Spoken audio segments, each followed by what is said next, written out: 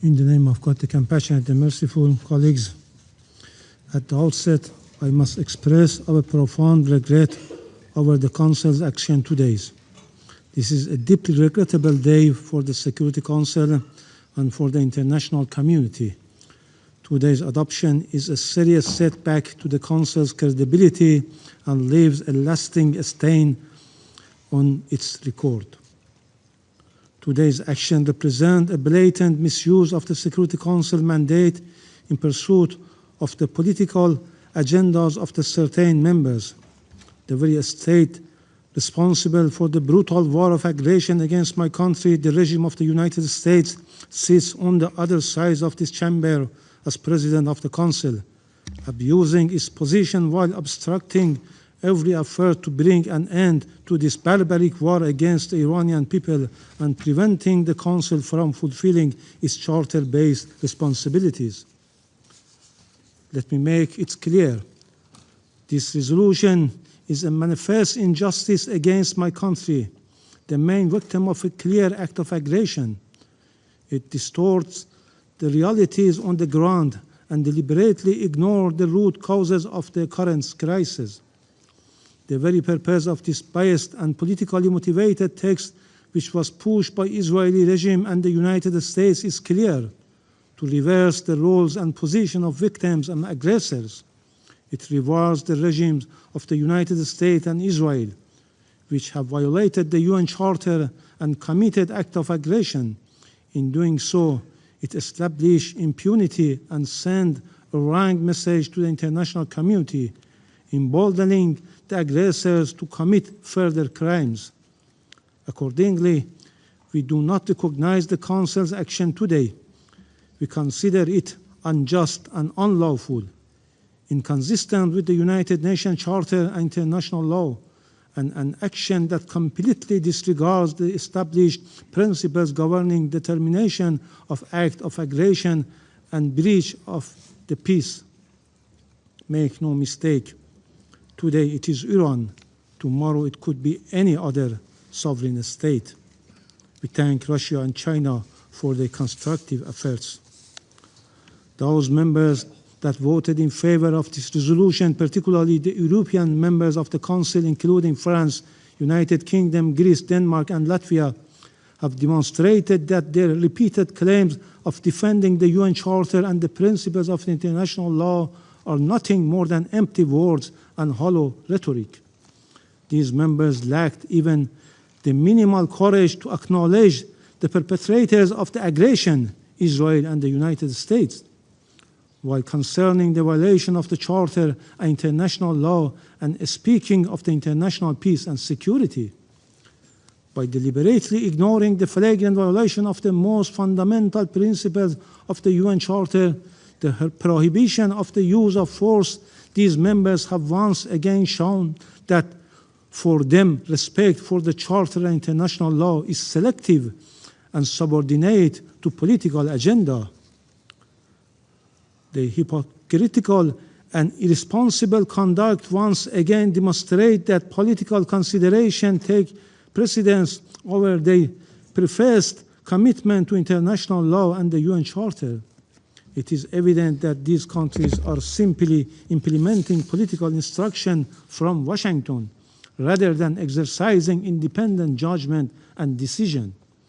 Regrettably, some members distorting the reality and facts on the grounds and made a cynical and blatant attempt to blame Iran and accuse and condemn Iran while ignoring the root causes of the current situation, whitewashing the U.S. and Israeli heinous crimes and military aggression, especially the massacre of 170 schoolgirls in Minab, as it was Iran that initiated this war.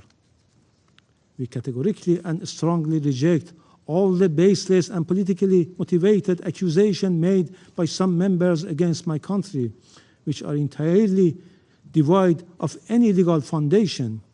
The aim of this accusation is clear: to distort the reality, deflect the attention of the international community from war crimes and crimes against humanity that have been and are being committed against the people of Iran by the Israeli regime and the United States.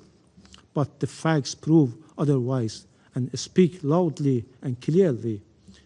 Against this backdrop, I now wish to emphasize the following points. First, the root cause of the current situation are clear and simple.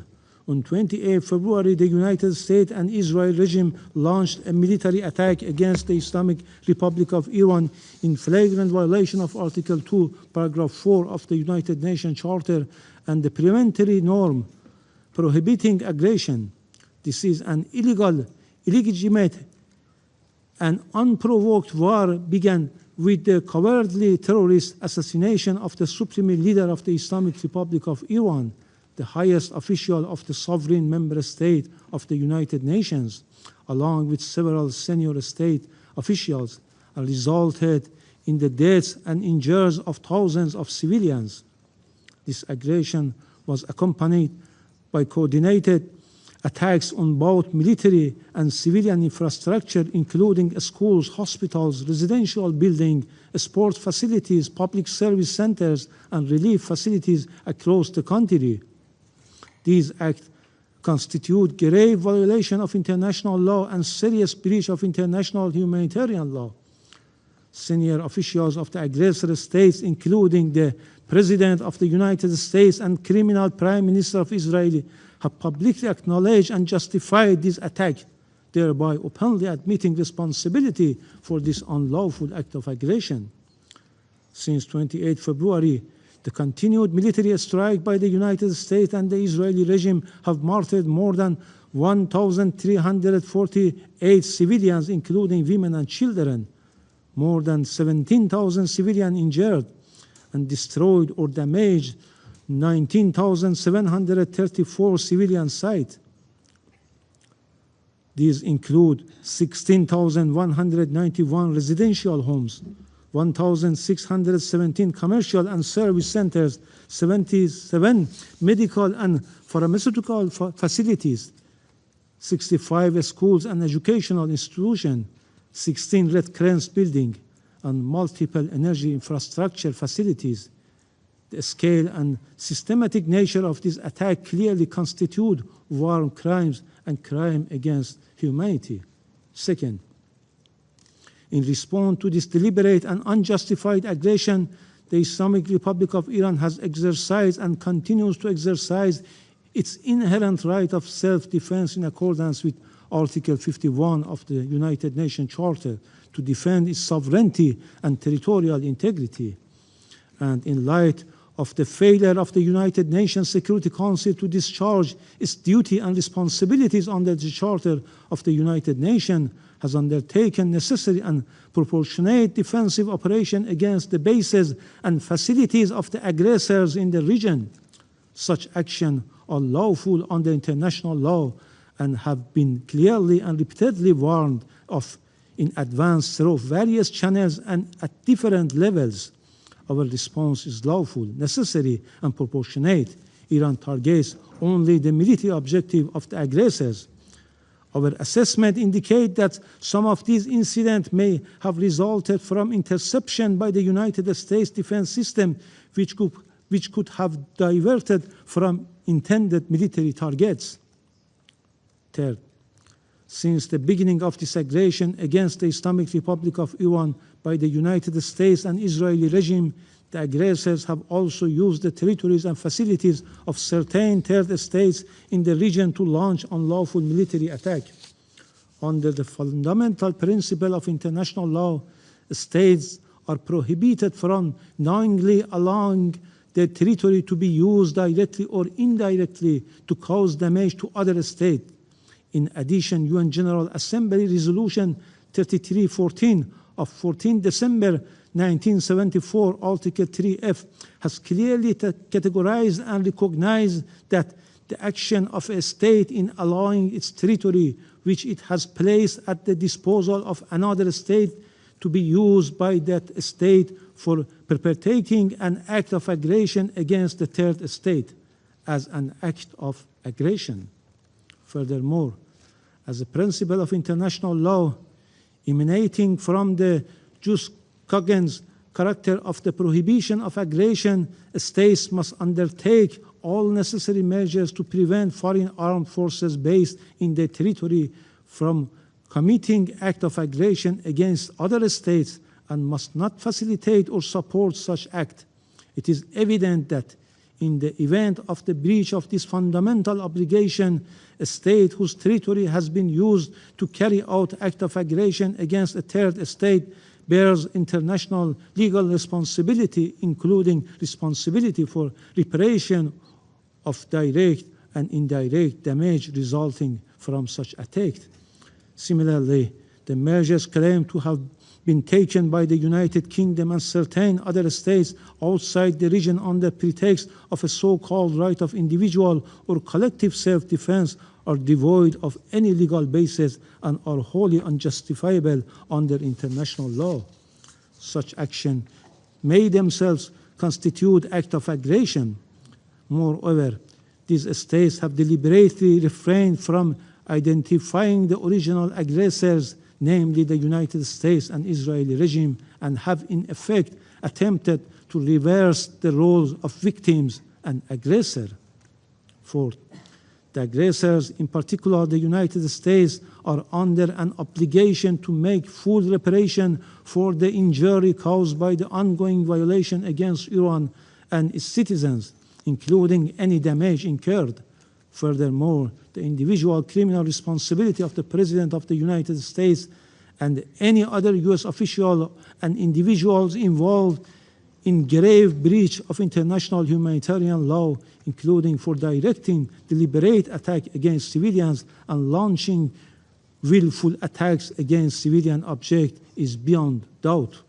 Fifth, the Islamic Republic of Iran remains committed to maintaining friendly relations with the countries in the Persian Gulf region based on mutual respect, the principle of good neighborliness, and respect for each other's sovereignty and territorial integrity.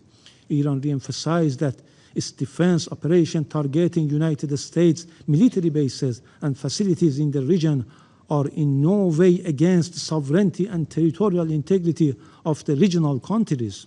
Also, the Israeli regime has succeeded in dragging the United States into a regional conflict. Iran's relations with neighbors are rooted in long-standing historical, cultural, and geographical ties. Once the current tension diminish, Iran and its neighbors countries will inevitably return to their traditional relation of cooperation, mutual respect, and good neighborliness. Iran, as a co-founder of the UN and responsible member, has consistently honored its obligation, respected international law and freedom of navigation in the Strait of Hormuz, and the claim that Iran has closed the strait is simply untrue. Meanwhile, Iran will never abandon its right under international law to protect its sovereignty, territorial integrity, national and vital interests as it deems necessary. Sixth, the Council must confront the real source of the threat to the regional and international peace and security and act without delay to stop this bloody war against the Iranian people. It must compel the aggressors, the United States and Israel, to immediately cease all military attacks against Iran, including against civilians and civilian infrastructure, and ensure full accountability for these grave violations of international humanitarian law and war crimes. In the past day, the Iranian regime has fired missiles and drones not only at Israel, but across the region, at Israel, Saudi Arabia, the UAE, Qatar, Kuwait, Bahrain, Oman, Iraq, Jordan, Syria, Lebanon, Azerbaijan, Turkey, and Cyprus. And this is what the regime is doing before it has nuclear weapons. Imagine what it would do if it had them. This is not just about the joint U.S. Israel campaign. This is a regime attacking its neighbors. That is why we welcome the initiative of the Gulf Cooperation Council states condemning these attacks. Their message is clear. Targeting civilians is wrong. Targeting cities is wrong. And Iran must stop. But what we are seeing today did not begin 2 weeks ago for Israel. It did not begin on February 28. It did not begin last year during the 12-day war. It began all the way back in 1979, when the regime in Tehran made the destruction of the US and Israel parts of its mission, ideology. For 47 years, this regime has armed terror organizations across the Middle East. It has spread violence across the region. It has targeted Israeli civilians through cowardly proxy attacks. And today, it races toward nuclear capability while building the missiles to deliver it. This is not a new crisis. It is a result of decades of aggression. For decades, the international community tried diplomacy. Negotiations were attempted. Channels remained open, but diplomacy requires honesty, not what we just heard from the representative from Iran. Iran used diplomacy as cover. While diplomats spoke, centrifuges span. While negotiations were held, the regime fortified its nuclear program. Facilities were buried deep underground. Complexes were carved into mountains to shield them from consequences. At the same time, Iran rebuilt its ballistic missile program. Before this joint operation began, Iran was again producing dozens of ballistic missiles every month. Missiles capable of carrying warheads weighing up to 1 ton. Missiles capable of reaching targets across the Middle East and even to parts of Europe. Iran has enriched uranium to 60%. It possesses more than 460 kilograms at that level alone, an amount when they negotiated with Special Envoy Witkoff, they admitted that they have this amount and they can produce 11 nuclear bombs. They confirmed they control this stockpile, and that was the starting point of the negotiation position. No civilian nuclear program requires enrichment to 60%. None. And peaceful nuclear programs do not hide critical facilities deep inside mountains. Yet here at the UN, we hear a very different story. We just heard a very long speech. The representative of Iran tells us their nuclear program is exclusively peaceful. Ambassador Iravani says Iran is only targeting military sites. You just heard him. He said it. Mr. President, that is simply not true. Mr. Iravani, you and your regime are lying to all of us. You say you are only targeting military targets. How can you say that? We are not stupid. I know it. I know it because your missiles target cities in Israel where my daughters are now, where my mother lives. And the representatives from the Gulf states sitting here today can tell you the same thing. They have seen the cowardly attacks on civilians, airports. Iranian missiles and drones have struck ports, infrastructure, hotels across the region. These are not military targets. These are civilian sites. And you think if you write a letter every day repeating the same lies, people will start to believe you. It will not work for you. Over the past week, Iran's representative has sent letter after letter to the Security Council. In fact, here they are, 15 letters, one at least every day, each repeating the same accusations, letters that even blame Israel and the US. You know, you have the audacity to call us terrorists. Mr. Iravani, before making such accusations, you might want to look in the mirror. The regime you represent fires missiles at civilians across the region, and then writes letters claiming victimhood. The only letter you should write is an apology to the Iranian people, and maybe after you should request a political asylum. That's the only letter you should write. Mr. President, peaceful regimes do not enrich uranium to 60% and stockpile hundreds of kilograms of it. Peaceful regimes do not hide nuclear facilities deep inside mountains.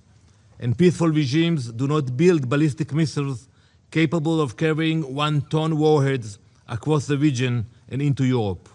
Israel remains committed to protecting our people, defending our region, and ensuring that the Iranian regime never acquires nuclear weapons. States, and in that regard, I want to be perfectly clear and polite, that there has been some misrepresentation here today, so I just want to clear one thing up. The accusation that this resolution, put forward by the Kingdom of Bahrain, supported by every member of the GCC, and I see all of them here today, and supported by 135 countries, the most co-sponsors of a UN Security Council resolution ever, was somehow manipulated by 1 or 2 countries is laughable. We urge Iran to hear the voice of the Council, of this resolution that saw no opposition today, and of the entire international community. But more importantly, we urge Iran to listen to its own brave people and stop the indiscriminate attacks on civilians across the Middle East.